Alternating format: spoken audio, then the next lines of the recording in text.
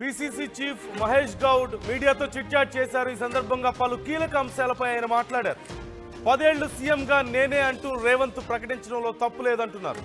Confidence పెంచడం కోసమే రేవంత్ అలా మాట్లాడారంటున్నారు. నాకు సీఎం రేవంత్కు ఎలాంటి విభేదాలు లేవు అంటూ మహేష్ గౌడ్ చెప్తున్నారు. రాజగోపాల్ రెడ్డి అంశం క్రమశిక్షణ కమిటీ చూసుకుంటుందన్నారు. అసెంబ్లీలో బీసీ బిల్లుకు మద్దతు ఇచ్చిన బీజేపీ కేంద్రంలో పాస్ కానివ్వడం లేదంటూ మహేష్ గౌడ్ చెప్తున్నారు. బండి ఈటెల అరవింద్ మౌనం బీసీలకు నష్టం చేస్తుందని, ఈ బీసీ బిల్లు విషయంలో వారు ఇంకా బలంగా మాట్లాడాల్సిన అవసరం ఉందంటూ ఆయన అభిప్రాయపడుతున్నారు. లోకల్ బాడీ ఎన్నికల్లో కాంగ్రెస్ ఈజీగా గెలుస్తుందని, జనహిత పాదయాత్ర మీనాక్షిది కాదు తనదే అంటూ మహేష్ గౌడ్ చెప్తున్నారు. 23 తర్వాత మళ్ళీ జనహిత పాదయాత్ర కొనసాగబోతుందంటూ కూడా ఆయన అభిప్రాయాన్ని వ్యక్తం చేశారు.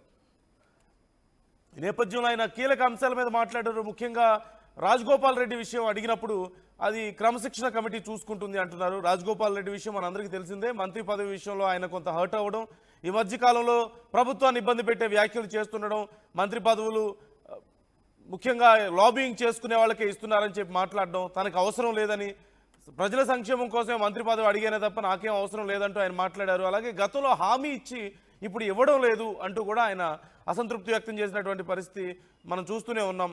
అలాగే గతంలో సీఎంఏ చేసినటువంటి కామెంట్స్ కూడా కొంత ఈ విషయంలో ఇంపాక్ట్ చూపించే ఆయన అభిప్రాయాలు కూడా వ్యక్తమవుతున్నాయి.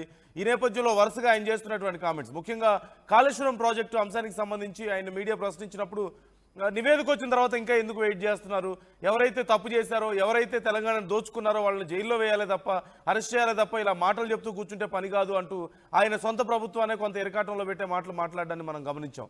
ఈ నేపథ్యంలో అంశం గురించి మాట్లాడారు. అలాగే రేవంత్ రెడ్డి 10 ఏళ్లు సీఎం నేనే అంటూ చెప్పడాన్ని ఆయన సమర్థించారు. అంటే అది కాన్ఫిడెన్స్ కోసం చెప్పారు అంటూ ఆయన మాట్లాడినటువంటి తీరు మనం చూసాం. మరోవైపు జరుగుతున్నటువంటి పాదయాత్ర, జనహిత పాదయాత్ర తనదే అంటూ చెప్తున్నారు, మీనాక్షిది కాదు అంటున్నారు. ఈ నేపథ్యంలో పలు కీలక అంశాల మీద ఆయన మాట్లాడడం జరిగింది. మరి రాజగోపాల్ రెడ్డి విషయం మీద ఎలాంటి నిర్ణయం తీసుకుంటారు, ఆయనకి మంత్రి పదవి ఇస్తారా లేదా, ఇప్పుడు ఆయన చేసినటువంటి కామెంట్స్కు జస్ట్ వార్నింగ్ ఇచ్చి వదిలేస్తారా, ఇంకెప్పుడు చేయకండి అలా అని చెప్పి వదిలేస్తారా, ఏదైనా చర్యలు తీసుకునే అవకాశం ఉందా, నిజంగా చర్యలు తీసుకుంటే ఆయన పార్టీలో కొనసాగుతారా, ఇప్పటికే అసంతృప్తితో ఉన్నారు కాబట్టి ఇంకేదైనా చర్యలు తీసుకునే అవకాశం ఉంటే ఆయన ఇంకా అగ్రెసివ్ అయ్యే అవకాశం ఉంటుంది కదా. సో ఈ నేపథ్యంలో ఏం జరగబోతుంది అనేటువంటి ఉత్కంఠ కొనసాగుతోంది. మధు ఉన్నారు మా ప్రతినిధి, ఫుల్ డీటెయిల్స్ తెలుసుకుందాం. మధు, డీటెయిల్స్ ఎలా ఉన్నాయి, మహేష్ గౌడ్ ఇంకా ఏమేమి వ్యాఖ్యలు చేశారు, డీటెయిల్స్ ఏంటి? ఎగ్జాక్ట్లీ కొన్ని సంచలన కామెంట్ చేశారు పిసిసి చీఫ్ మహేష్ కుమార్ గౌడ్. ఈ జనహిత పాదయాత్ర ఏదైతే ఇప్పుడు ప్రారంభమైందో పరిగి నుంచి ఆదిలాబాద్ జిల్లాకు సంబంధించినటువంటి ముగింపు సభ వరకు ఆ పాదయాత్ర మీనాక్షి నటరాజన్ వర్సెస్ రేవంత్ రెడ్డి అనేటువంటి జరుగుతున్న ప్రచారం వెనకాల ఆయన దాన్ని కొట్టిపారేసే ప్రయత్నం చేశారు. యాక్చువల్గా ఈ పాదయాత్ర నాది, బస్సు యాత్ర చేయాలనేటువంటిది మొదట్లో అనుకున్నాం, కానీ దీన్ని తర్వాత పాదయాత్రగా మార్చాం. అసలు ఈ పాదయాత్ర భారత్ జోడో యాత్రను తలపిస్తుంది అనేటువంటి స్టేట్మెంట్ చేశారు.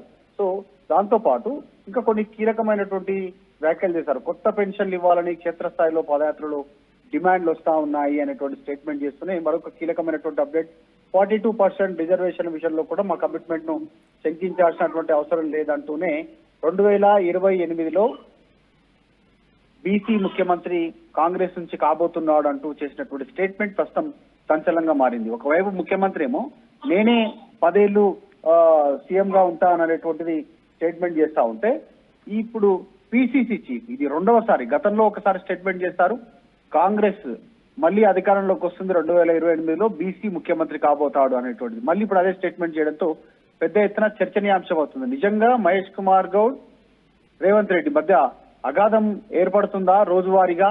ఎందుకు ఈ స్టేట్మెంట్ పిసిసి చీఫ్ పదే పదే చేయాల్సినటువంటి పరిస్థితి ఎందుకు వస్తా ఉంది? ఒకవైపు రేవంత్ రెడ్డి 10 ఏళ్లు నేనే అంటారు, పిసిసి చీఫ్ మహేష్ కుమార్ గౌడ్ మాత్రం బీసీ ముఖ్యమంత్రి అంటారు. అసలు ఏం జరుగుతుంది అనేటువంటిది కూడా ప్రస్తుతం పార్టీలో చర్చ కొనసాగుతుంది. ఇక 42 రిజర్వేషన్ కి సంబంధించినటువంటి 42% రిజర్వేషన్ అంశంలో లోకల్ బాడీలో రేపు పిఎస్సి కొన్ని రోజుల్లోనే పిఎస్సి సమావేశం ఉంటుంది. పిఎస్సి సమావేశంలో పొలిటికల్ అఫైర్స్ కమిటీ దాంట్లో కీలకంగా చర్చించి క్షేత్రస్థాయిలో గ్రామ, మండల, నియోజకవర్గ, జిల్లా స్థాయి, ఈ స్థాయి వరకు అందరి అభిప్రాయాలు తీసుకొని రిజర్వేషన్ల అంశం తేల్చబోతా ఉన్నాము అనేటువంటి స్టేట్మెంట్ చేశారు. తర్వాత ప్రతిపక్షాలపైన విమర్శలు చేశారు, సొంత పార్టీ నాయకులపైన కూడా కాస్త ఘాటైన వ్యాఖ్యలు చేశారు.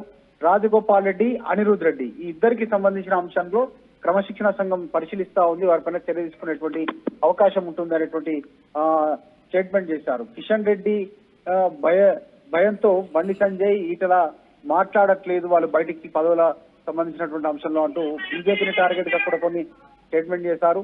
సో మొత్తానికి కీలకమైనటువంటి అప్డేట్స్ మాట్లాడే ప్రయత్నం చేస్తా ఉన్నారు.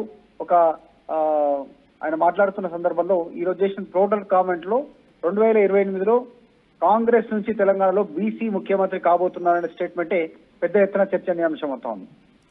అంటే ప్రధానంగా మధు వైపు మీనాక్షి నటరాజన్ చేస్తున్నటువంటి పాదయాత్రకు సంబంధించి రకరకాల అభిప్రాయాలు మొదటి నుంచి కూడా అసలు ఆవిడ ఎందుకు చేస్తున్నారు అనేది చాలా మందికి అర్థం కావడం లేదు. మరోవైపు అసలు ఎలా ఉంది రెస్పాన్స్, ఎలా ఉంది? అంటే నిజంగానే గత కొంతకాలంగా ఏఐసిసి అధిష్టానం ఇక్కడ రేవంత్ రెడ్డిని కంట్రోల్ చేసే ప్రయత్నం చేయబోతా ఉన్నారు. దాంట్లో భాగంగానే మీనాక్షి యాక్టివ్ అవుతున్నారు అనేటువంటిది. ఎందుకంటే మనం చూసాం, మొదట ప్రెస్ నోట్, మొదట మీడియాకు ఇన్ఫర్మేషన్ ఇచ్చింది, కార్యకర్తలకు, నాయకులకు, రాష్ట్ర ప్రజలందరికీ ఇన్ఫర్మేషన్ ఇచ్చింది. మీనాక్షి నటరాజన్ పాదయాత్ర చేయబోతా ఉన్నారు, జనహిత పాదయాత్ర పేరిట అనేటువంటి స్టేట్మెంట్ వచ్చింది. తర్వాత ఏం జరిగిందో తెలీదు. నెక్స్ట్ డే రోజు ముఖ్యమంత్రి రేవంత్ రెడ్డి పిసిసి మహేష్ కుమార్ గౌడ్ని, తర్వాత incharge general secretary Meenakshi Natarajan Revanth Reddy నివాసానికి పిలిపించుకున్నారు. దాదాపు 3 గంటల సేపు భేటీ తర్వాత కొన్ని కీలకమైనటువంటి అప్డేట్ తర్వాత దాన్ని జనహిత పాదయాత్రను PCC chief Mahesh Kumar Goud lead చేస్తారంటూ దాన్ని మళ్ళీ మార్చి చేశారు. ఆమె గెస్ట్ గా పాల్గొంటారంటూ కొంత మార్చి చెప్పే ప్రయత్నం చేశారు. చెప్పినా కూడా మొన్న జరిగిన పాదయాత్రలో మహేష్ కుమార్ గౌడ్ తో పాటు మీనాక్షి నటరాజన్ చాలా కీలకంగా వ్యవహరించారు ఆ పాదయాత్రలో. కాబట్టి కాస్త చర్చ ఉంది.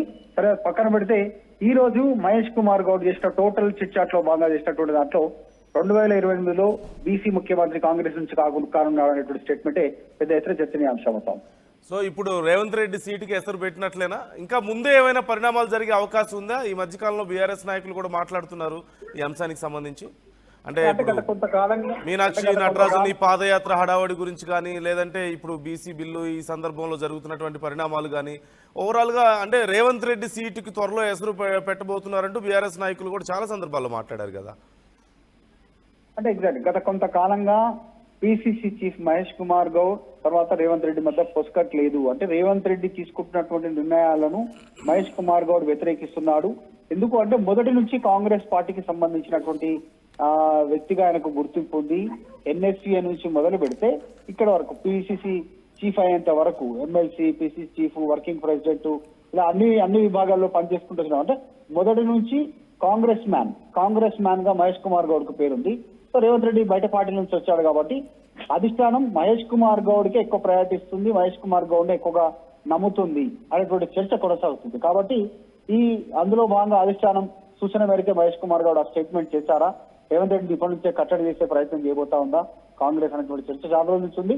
దాంట్లో భాగంగా మళ్ళీ ఈ రోజు పిసిసి చీఫ్ అదే వ్యాఖ్య చేయడం, 2028లో కాంగ్రెస్ నుంచి బీసీ ముఖ్యమంత్రి కాబోతున్న స్టేట్మెంట్ పెద్ద ఎత్తున చర్చనీయాంశం అవుతాం.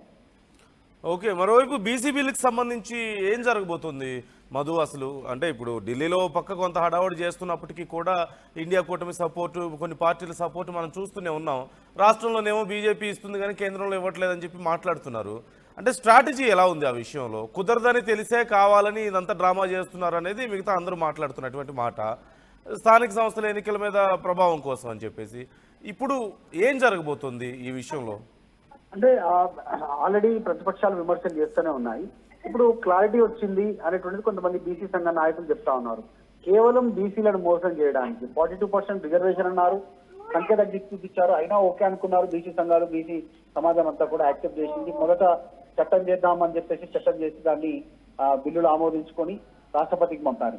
తర్వాత మళ్ళీ ఏమైందో తెలియదు, ఆర్డినెన్స్ అంటూ మళ్ళీ ఒక ప్రత్యేక ఆర్డినెన్స్ తీసి గవర్నర్ దగ్గర పంపారు. 2 పెండింగ్ లో ఉండగానే ఢిల్లీలో ధర్నా అన్నారు.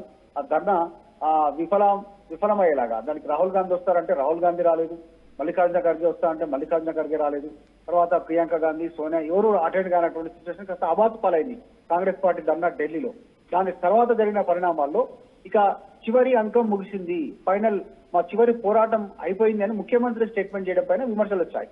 అంటే 42% రిజర్వేషన్ చట్టపరంగా అమలయ్యేటువంటి పరిస్థితి లేదు తెలంగాణలో. సో పార్టీ పరంగా గ్రామ, మండల, నియోజకవర్గ, జిల్లా స్థాయిలో అభ్యర్థులను నియమించనున్నట్టుగా తెలుస్తా ఉంది పార్టీ పరంగా ఈసారికి లోకల్ బాడీ ఎలక్షన్ లో. కానీ ఇది ఫ్యూచర్ లో ఎఫెక్ట్ అవుతుంది ప్రభుత్వ ఉద్యోగాలలో, రాజకీయపరమైనటువంటి అంశాల్లో ఫ్యూచర్ లో అసెంబ్లీ టికెట్ల విషయంలో కావచ్చు, ఇంకా ఇతర విషయాలు అన్నింటిలో కూడా నష్టం చేకూరే అవకాశం ఉంటుంది. కాబట్టి బీసీలకు కేవలం కాంగ్రెస్ పార్టీ బీసీలను 42% కామారెడ్డి డిక్లరేషన్ పేట మోసం చేయబోతా ఉంది.